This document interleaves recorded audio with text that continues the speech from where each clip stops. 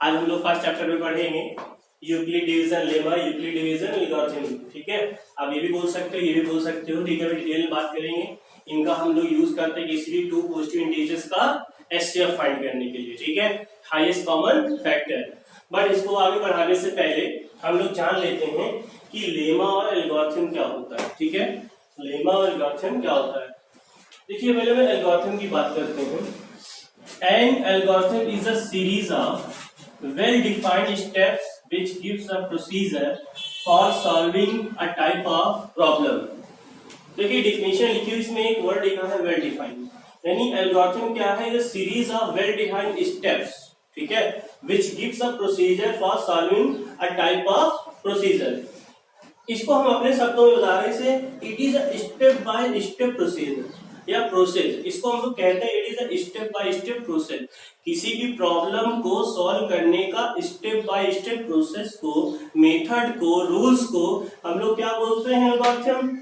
अगर आपको गाइस नहीं समझ में आ रहा तो मैं एग्जांपल लेता हूँ। ठीक है, तो सपोज करिए कि आपको रोटी बनाना है। ठीक है, अब मैंने 3-4 लाइन से कुछ स्टेप लिखे हैं रोटी बनाने के लिए। क्या होगा, जैसे poured water into the flour, I mean आटे में पानी मिलाना। भाई पहला काम हमारा स्टेप यही होगा कि अगर रोटी बनाना है तो पहले आटे में पानी मिलाना ही पड़ेगा। ठीक है, फिर क्या करेंगे, हम आटे में गूंदेंगे, नीडिंग द फ्लोर। तीसरा क्या करेंगे, convert into round shape by using बेलना, यू नो। उसके बाद चौथा पुट इनटू हॉट पैन में तवे पे रखेंगे, रोटी हमारी बन जाएगी। क्या ऐसा पॉसिबल है? कोई बोले यार एक काम करते हैं, लाओ पहले आटे को गूंद लेते हैं, पानी बाद में डाल देंगे। ऐसा पॉसिबल है? बिना पानी डाले आप गूंद लेंगे क्या? यानी कहने का मतलब ये पहला स्टेप जो है, पहले स्टेप पे ही रहेगा। यानी आटा गूंदने से पहले आप, जाहिर सी बात है, पहले पानी मिलाना पड़ेगा। ये तो नहीं है कि पानी मिलाने से पहले आप आटा गूंद लेंगे। या मान लो कोई कह रहा है कि भाई डायरेक्ट हम आज रोटी बनाएंगे, आटा निकाला, तवे पे मारा, आटा अब से रोटी फूल गई, वाह खुश हो गए भाई रोटी बन गई। तो कहने का मतलब ये हुआ कि अगर इसके 4 स्टेप्स हैं, ठीक है, लॉजिक नहीं लगाना कि 5 हो सकते 6 समझाने के तरीके ने एग्जांपल लिया है कि अगर रोटी बनाना तो पहले आटे में पानी डालना ही पड़ेगा, फिर आटा गूंदना पड़ेगा। ठीक है, तीसरा स्टेप क्या होगा हमारा, उसको राउंड शेप में बेलेंगे, फिर तवे पे रखेंगे, तभी रोटी बनेगी।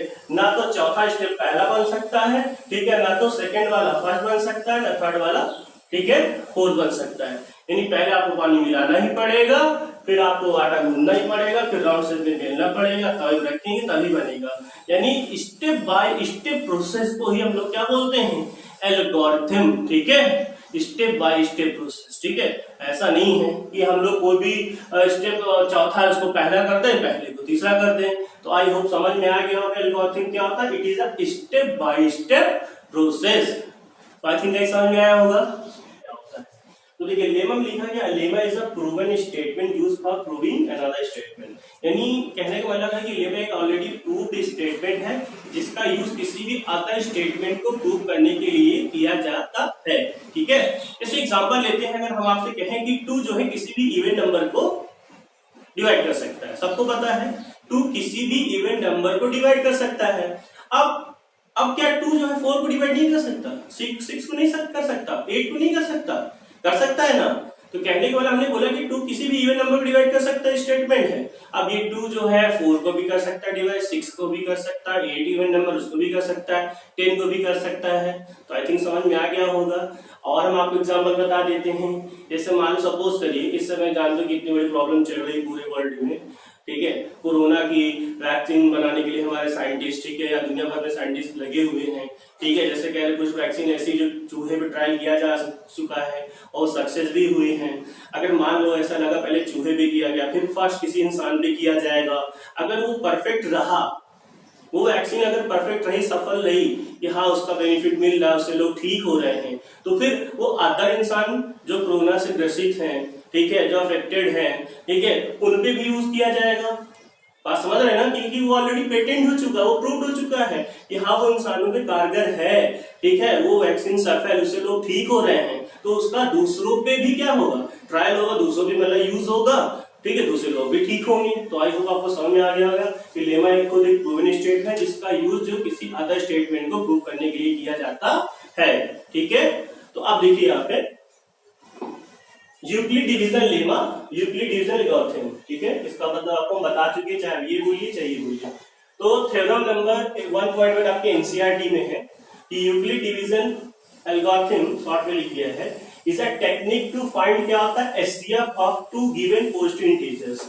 एक ऐसी टेक्निक होती है जो किसी भी दो पॉजिटिव इंटीजर्स का एचसीएफ फाइंड करने के लिए यूज होता है, यानी हाईएस्ट कॉमन फैक्टर, ठीक है। जैसे यहाँ पे देखिए, given positive integers a and b, there exist unique integers q and r such that या satisfying a is equal to bq plus r where r is greater than equal to 0 less than b। अच्छा, इसका मतलब समझ लीजिए, अगर हम 2 से 9 को डिवाइड कर रहे हैं, ठीक है, 2 4 8 यानी रिमाइंडर 1 आया, तो 9 रखा इंटू 2 इंटू 4 प्लस 1। देखिए ये 9 क्या है, डिविडेंड है, 2 क्या है, डिवाइजर है, 4 क्या है, कोसेंट है, 1 क्या है, रिमाइंडर। क्या ये जो है इसको फॉलो कर रहा है? कर रहा है ना। एक तरह से डिवाइड करना ही हमारा क्या होता है, यूक्लिड डिवीजन लेमा।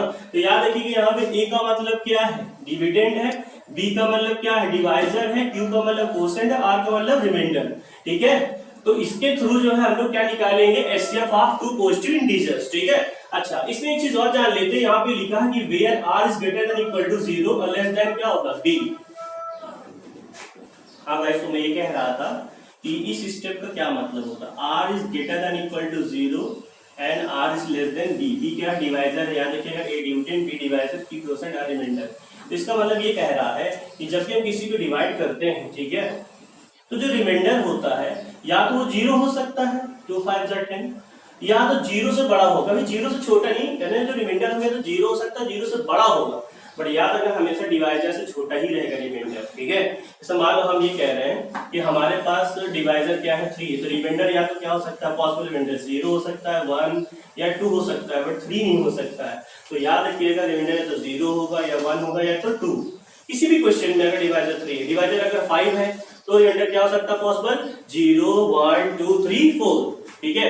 अगर मान लो हमारा डिवाइजर क्या है, 6 है, तो रिमाइंडर्स क्या होंगे पॉसिबल, 0 1 2 3 4 5। क्लियर है? तो आई होप समझ में आया होगा।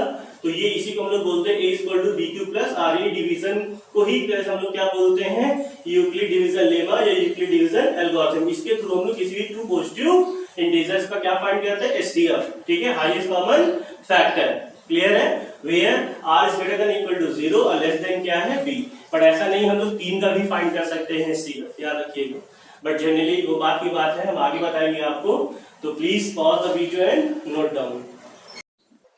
हाँ गाइस, तो आइए देखते हैं हम लोग कैसे बाय यूक्लिड डिवीजन लेमा का यूज करके किसी भी दो पॉजिटिव नंबर्स का हम लोग एचसीएफ फाइंड करते हैं, ठीक है। मगर उससे पहले आपको मैं एक बेसिक तरीका बता दूं एचसीएफ और एलसीएम फाइंड करने का। जैसे देखिए, मैंने दो नंबर लिए 26 और 13 का सिंपल फैक्टर निकाल दिया। याद रखिएगा, प्राइम फैक्टर हमेशा लिखिएगा। प्राइम नंबर तो पता है, जो नंबर अपने आप से डिवाइड हो और 1 से, ठीक है। जैसे 26 है, 13 इंटू 2, वैसे 1 लिखो चाहे नहीं, कोई मतलब नहीं है, ठीक है। 13 है, 13 इंटू 1 या सिंबल 13 भी लिख सकते हो, ठीक है। तो ये हम इनके फैक्टर लिखें। तो देखिए तरीका क्या होता है, एचसीएफ अगर निकालना है आपको, ठीक है, एक बार फिर से लिख दे रहा हूँ। अगर आपको एचसीएफ निकालना है, जो कॉमन नंबर हो, ठीक है, जैसे इसमें कॉमन क्या आ रहा है, 13, और तो कुछ कॉमन नहीं है ना, तो 2 है, देखिए इसमें 13 मैच कर रहा है, तो 13 आ गया। 2 है इसमें 2 है नहीं, इसमें 1 है। मान लो अगर 1 ले भी लेंगे, 1 लिखेंगे तो कोई मतलब नहीं, 13 2 क्या होगा, 1 13 ही आएगा। यानी इसका जो एचसीएफ होगा वो क्या होगा, आपका 13 होगा। अगर आपको एलसीएम निकालना, तो एलसीएम में तरीका होता है जो कॉमन हो और दोनों में जो बच रहा हो, क्या बच रहा है, इसमें 2 बच रहा है और 1 की मत लिखिए, चाहे ना लिखिए, आपकी मर्जी है, बात वही पड़ेगी। यानी 26 क्या होगा, एलसीएम होगा, ठीक है। एक दूसरा एग्जांपल मैं आपको समझा दे रहा हूँ। इसमें मान लो 24 और है 36 है, पहले इनका हम लोग फैक्टर लिख लेते हैं, ठीक है। तो 2 2 4, 2 8 3 24, 36 का 2 2 4 और 4 2 8, 2 2 4 2 8, सॉरी 2 2 4, 3 इंटू 3 हो जाएगा, ठीक है। तो देखिए यहाँ पे हो गया। तो देखिए एचसीएफ में हमने क्या बताया था, जो कॉमन हो। देखिए ये 2 है, तो 2 का कॉमन इसके ले सकते हैं आप, इसमें भी देखिए कॉमन 2 ले सकते हैं। अब देखिए क्या ये 2 है, इसका कोई और कॉमन बनना नहीं बनना, बट इस 3 का देखिए बन सकता है। ठीक है। तो देखिए एक ये कॉमन बना, एक ये कॉमन बना, एक ये कॉमन बना, ठीक है। इंटू करने में जो आएगा वो एचसीएफ होगा।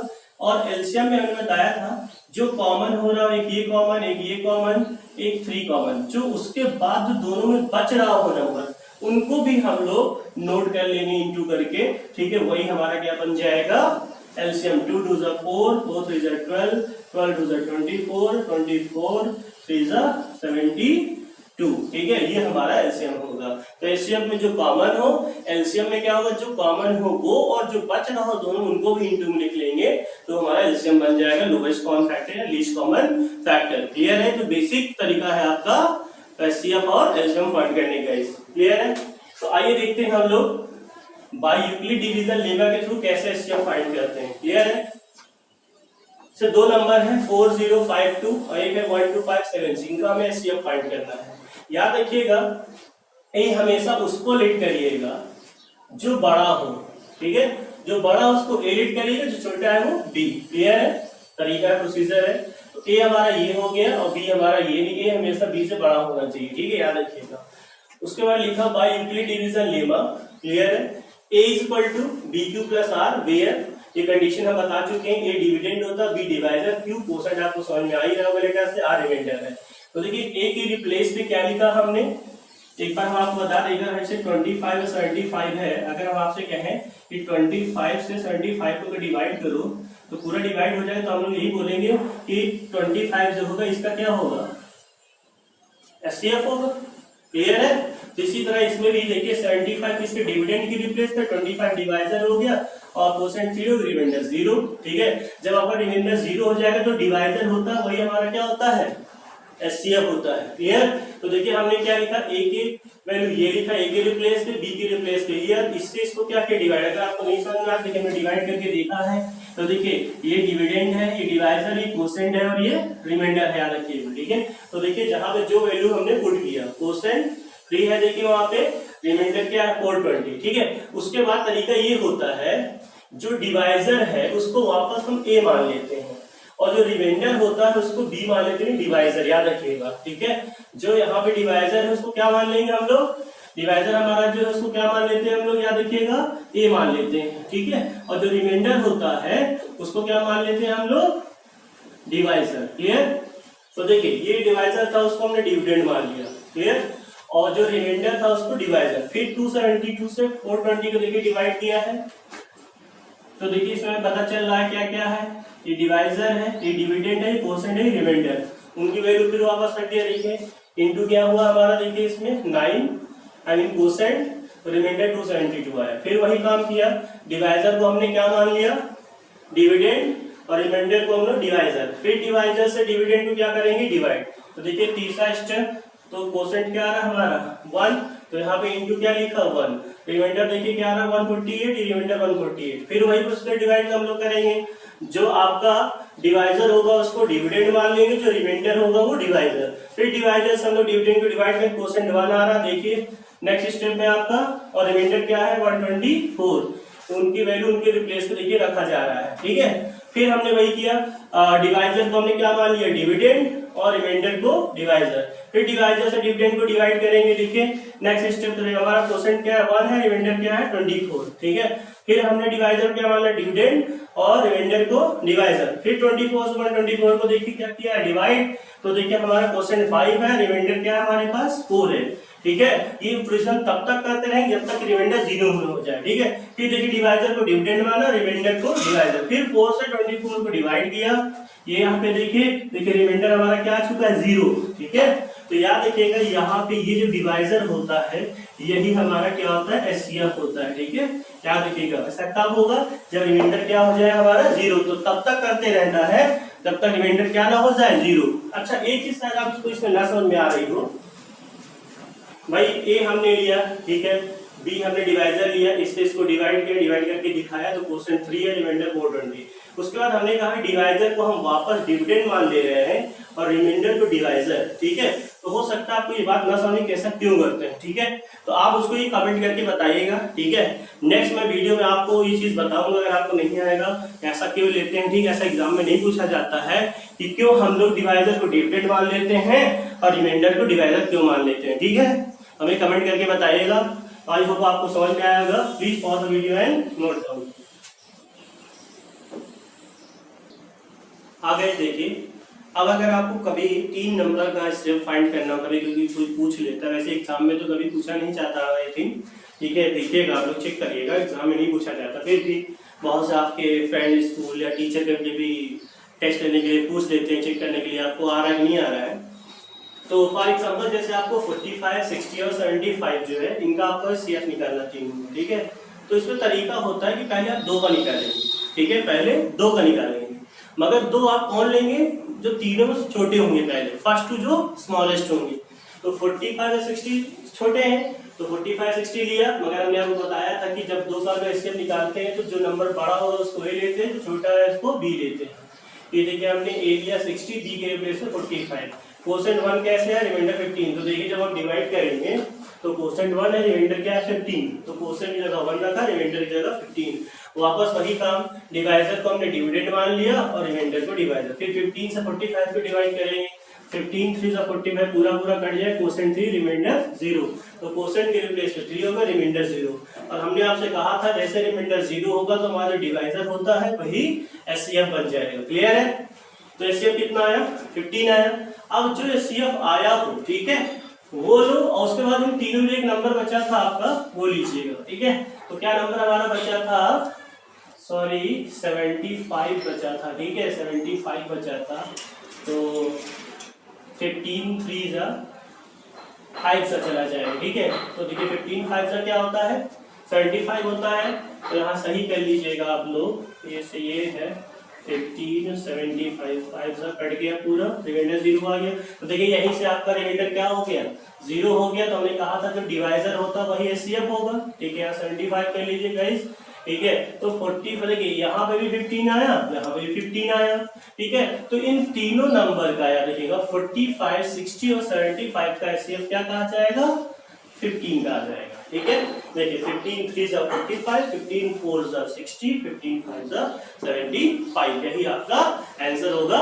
एक बार फिर रिपीट कर दे रहे हैं, जैसे 3 नंबर है, पहले हम फर्स्ट 2 वो लेंगे जो स्मॉलेस्ट हो, ठीक है। 2 लेने के बाद में एक इसको ऐड करेंगे तो बड़ा नंबर हो, अभी जो छोटा हो डिवाइजर, ठीक है, रखा। हमारा SCF कितना है 15। उसके बाद जो SCF आया है वो नंबर और साथ में जो रिमेनिंग बचा था उनका SCF निकालेंगे, ठीक है। ये देखिए इसका 15, इसका, तो SCF हमारा क्या होगा नंबर का 15 होगा। तो गाइस और क्वेश्चन प्रैक्टिस करिएगा, कोई अगर प्रॉब्लम है तो कमेंट करके बताइएगा, ठीक है, क्योंकि ज्यादा क्वेश्चन कराना पॉसिबल नहीं है, कॉन्सेप्ट बता दिया है, आप करिए, ठीक है। बीच में और भी वीडियो डालूंगा, ठीक है, इनकी, ओके। तो please pause the video and note down.